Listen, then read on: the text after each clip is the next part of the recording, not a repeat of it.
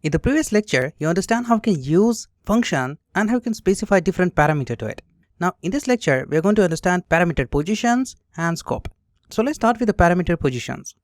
The parameters we have seen until now are called positional parameters because their positions are important. For example, let's say I'm going to create here a function. I'm going to start with define keyword and then I'm going to specify name for my function. So here I'm going to say position and I'm going to pass two parameters here, first and last.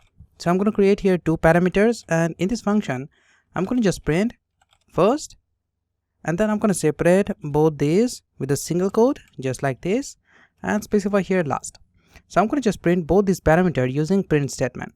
So when I call this position function, I need to pass both these values when we call the function. So I need to pass here argument to this function. So here I'm going to call daily for the first parameter and then I'm going to pass tuition for the second parameter. When I execute the statement, I'm going to have daily tuition. Now what if I swap these parameters? For example, if I just get rid of this daily right from here and if I just specify daily right here just like this, and when I execute the statement, you can notice the string is now changed. I have tuition daily. So this tuition is now specified to this first parameter and this daily specified to this second parameter. Sometimes, especially if you have many parameters, the order may be hard to remember. To make things easier, you can simply specify name of your parameter. So let's say you want to specify this tuition to the last parameter. Right now, this tuition value is going to specify to this first parameter. I want to specify this to the last parameter. So before this value, I'm going to specify the variable name last and specify equal to sign. And then for this second parameter, I'm going to specify first and also I'm going to specify equal to sign. When I execute the statement, you can notice I'm going to have daily tuition as a result. So now this tuition specified to this second parameter and this daily value is going to specify to this first parameter. So using the name of the parameter, you can specify different values on different position. The parameter that are supplied with a name like this are called keyword parameter. On their own, the key strength of the keyword parameter is that they can help you to clarify the role of each parameter. Now, let's take a look at how you can specify n number of parameters to the function. Sometimes it can be useful to allow the user to supply any number of parameters. So here, I'm going to just first change the name of this function and I'm going to name it n number underscore number just like this.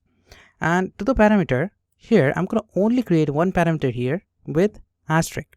So here I'm going to first start with asterisk and then specify param. You're free to specify any name to this variable.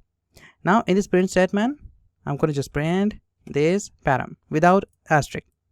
Now this asterisk is used to create multiple parameters. Let me show you. Now when I call this function like this, I can specify n number of parameters in this parenthesis. So for example, if I just specify here 1, 2, 3, 4, 5, and when I execute the statement, I'm going to have this result in the tuple. So this parameter is going to allow us to specify n number of parameters. You can specify unlimited parameters using this asterisk. Now to start in front of this parameter, put all the values into the same tuple. And using this print statement, I'm going to print it on the screen. Let's create a function with two parameters. Now here I'm going to create title just like this, specify comma. Now here I'm going to create two parameters, title and param. Now what I'm going to do is I'm going to print here title and then I'm going to print params just like this. When I print the statement, you can notice the title takes the value of the first argument. So here I'm going to have 1 as a result and the param is going to take all these rest of the values. And if I just specify here string just like this param, the title is going to get this string value and we have tuple using these numbers.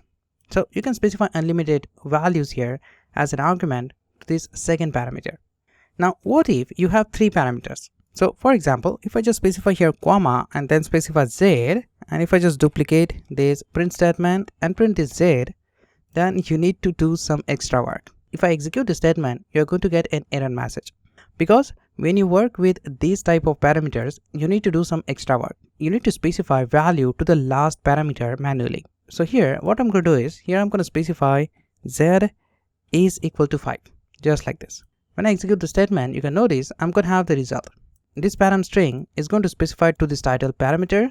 This param is going to take all these values and then this z is going to take this 5 value. So when you work with this type of parameters, you need to specify value to this last parameter using the name of the parameter. So this is what we call a keyword parameters. We call this type of technique keyword parameters. Now you can notice we have this second parameter value in the tuple. This asterisk is going to wrap all the values in the tuple. Now what if you want to change it?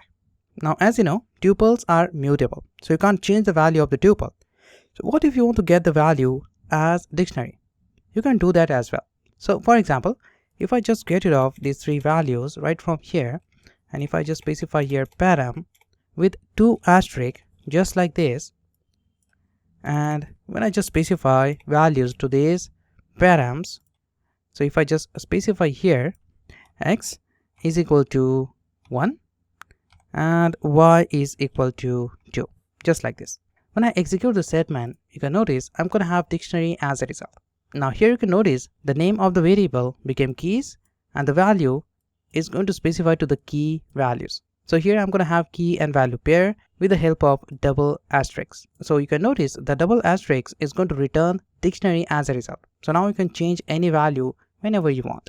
Now once you understand how you can return tuple and dictionary, let me show you how we can create a simple example with tuple and dictionary. So to these parameters, I'm going to create a parameter x and y, and then I'm going to create asterisk and specify here key, just like this. So now you can notice we have 2 parameters, which is the normal positional parameters. Then we have n number of parameters using these keys, and then we have n number of parameters with 2 asterisks. So it can return dictionary as a result.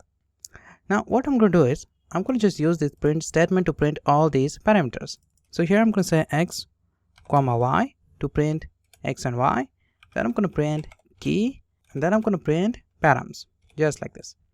And now here to this function, I'm going to specify value to these parameters. So here I'm going to first specify my first argument, and I'm going to specify value to this x. So here I'm going to say 1 comma 2 comma, and then I'm going to specify here 3 4 5 6 and 7. And just out of that, I'm going to specify here a is equal to 0 and b is equal to 10. Now let me explain these arguments. So now this 1 specified to this x variable, this 2 specified to this y variable, and the rest of the value specified to this key. So now this create a tuple of these values, and then we have params, so it's going to create key and value pair using this a and b.